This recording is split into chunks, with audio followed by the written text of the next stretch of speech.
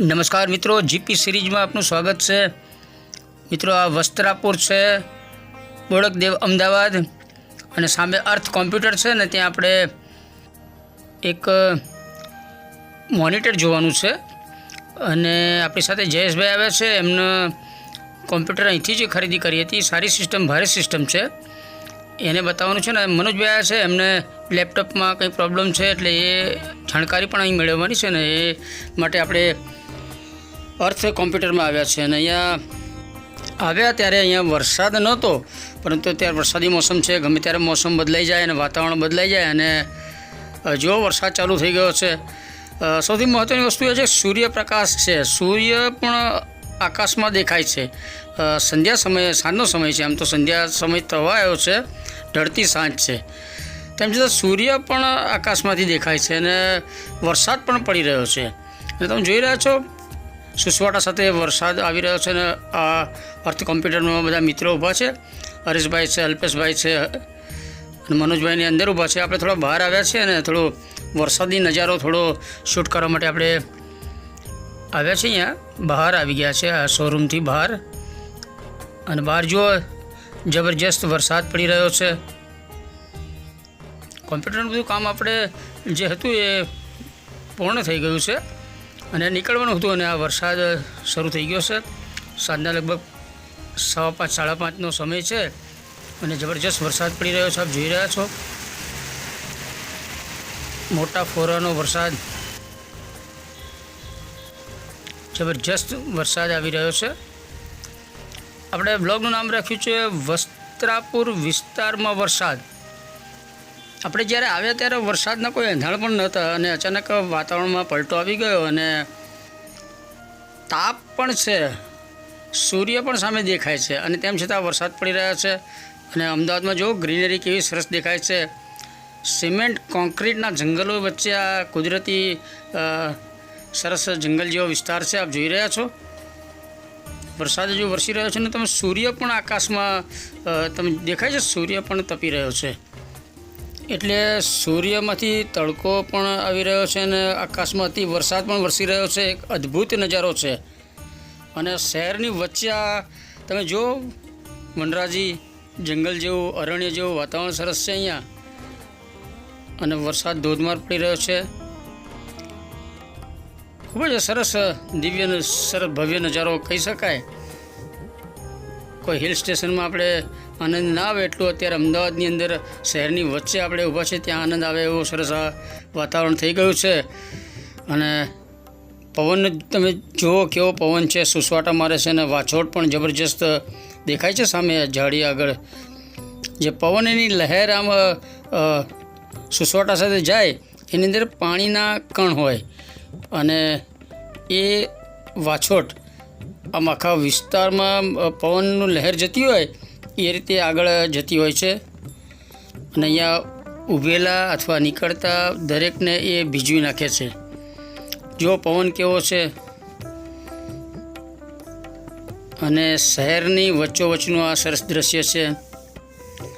અર્થ કોમ્પ્યુટરની બહાર હવે વરસાદ રહી ગયો છે, અને જયેશભાઈને હવે આપણે બહાર આવ્યા છીએ, અને હવે માહોલ સરસ ઠંડો જામ્યો છે, એટલે ચા પીશું હવે નિયમ પ્રમાણે।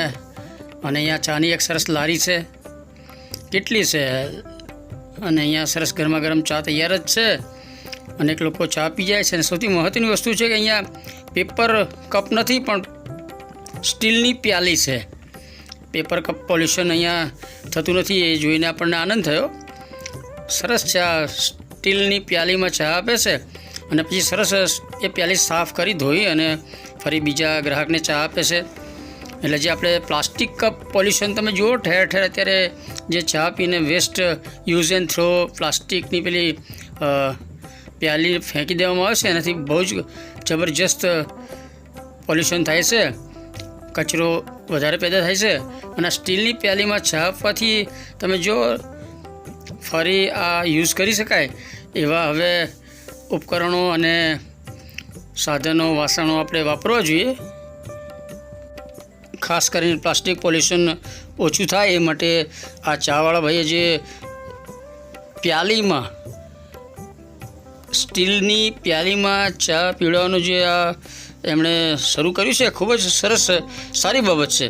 એટલે પેપર કપનું પોલ્યુશન જે થાય છે એ કમસે કમ અહીંયાથી તો નથી થતું, અટકી જાય છે. અને સરસ સ્ટીલની પ્યાલી છે આ તમે જોઈ રહ્યા છો, અને એ સરસ ધોઈને સાફ કરી અને ફરી બીજા ગ્રાહકને ચા એમાં આપે છે. એટલે આપણને આનંદ થયો. અને રિલાયન્સ ફ્રેશ છે એની બહાર આ ખીરું મળે છે.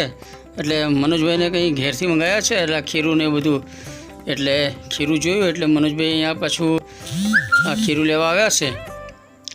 તમામ પ્રકારના ફ્રેશ ખીરું મળે છે અહીંયા આગળ. અને નડિયાદ કરતાં અહીંયા કદાચ ભાવમાં થોડો ડિફરન્સ છે એવું કહેવાય છે. અને એમણે ખરીદી લીધું છે, 500 ગ્રામ ખીરું લીધું છે. અર્થ કોમ્પ્યુટર છે એની બિલકુલ સામે રિલાયન્સ ફ્રેશ છે, અને ત્યાં આ ખીરું મળે છે.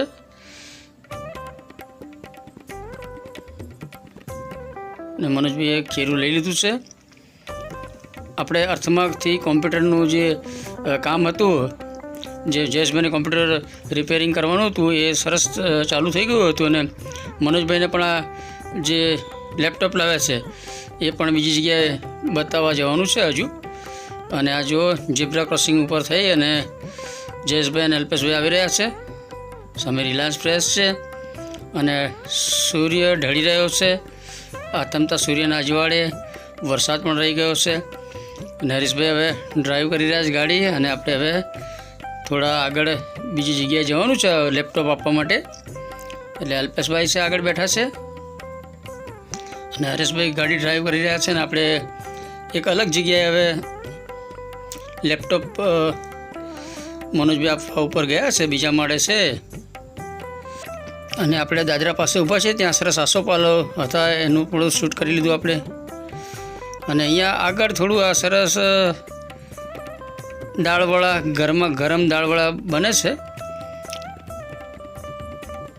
એટલે જયેશભાઈ અહીં લઈને આવ્યા છે બધાને, શ્રી હિંગળાજ દાળવડા સેન્ટર.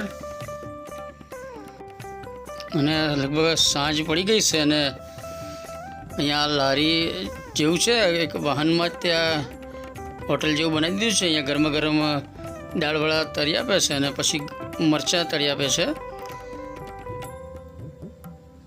અને ગરમા ગરમ જેમ ઓર્ડર આપો એ રીતે જ તાજા જ મરચાં અને ભજીયા, એટલે કે આ દાળવડા તળીને ફ્રેશ જ ગરમા ગરમ આપે છે. ને બહાર હમણાં વરસાદ પડ્યો હતો અને અત્યારે જો રોડ રસ્તા સુકાઈ પણ ગયા છે, ઠંડો માહોલ છે અને ગરમ ગરમ અત્યારે દાળવડા છે. અને લીમડાનું ઝાડ છે એની નીચે જ આ છે. અને જયેશભાઈએ પેમેન્ટ કરી દીધું છે. અને જો સરસ ટેસ્ટી દાળવડા અને લીલા મરચાં સરસ આવી ગયા છે, તીખા મરચાં. અને માહોલ ઠંડો છે એટલે ખાવાની મજા આવી જાય. હરીશભાઈ છે, મનોજભાઈ છે અને અલ્પેશ કુમારને બધા હવે ગરમા ગરમ ભજીયા ખાવાનું શરૂ કરી દીધું છે. આગળ આપણે જોયું વસ્ત્રાપુરમાં, એ વિસ્તારમાં બોડકદેવ બાજુ જબરજસ્ત વરસાદ પડ્યો હતો. અહીંયા પણ વરસાદ પડ્યો છે, પરંતુ અત્યારે રોડ રસ્તા પાછા સુકાઈ ગયા છે. અને આપણે અહીં બધા મિત્રો હવે સાથે, મોસમ ઠંડો છે તો ગરમ દાળવડા ખાઈ રહ્યા છે બધા. ખૂબ જ ટેસ્ટી દાળવડા બનાવ્યા છે અહીંયા.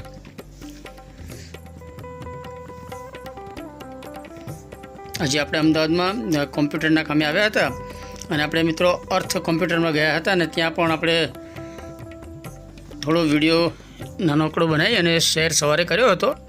અને બીજા પાર્ટ્સમાં આપણે વરસાદનો નજારો, વસ્ત્રાપુર વિસ્તારમાં વરસાદ, અને આપણે જે આ વરસાદી નજારામાં માહોલમાં બધા મિત્રો સાથે દાળવડા એનો ટેસ્ટ કર્યો છે, એ બીજો વ્લોગ હવે આપણે શેર કરીશું. અત્યારે ઠંડો માહોલ છે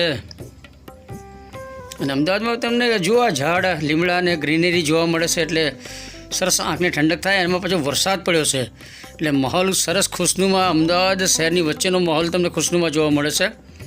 લીલા મરચાં છે, હરી મિર્ચ હરિભાઈ ખાઈ રહ્યા છે એવું કહી શકાય.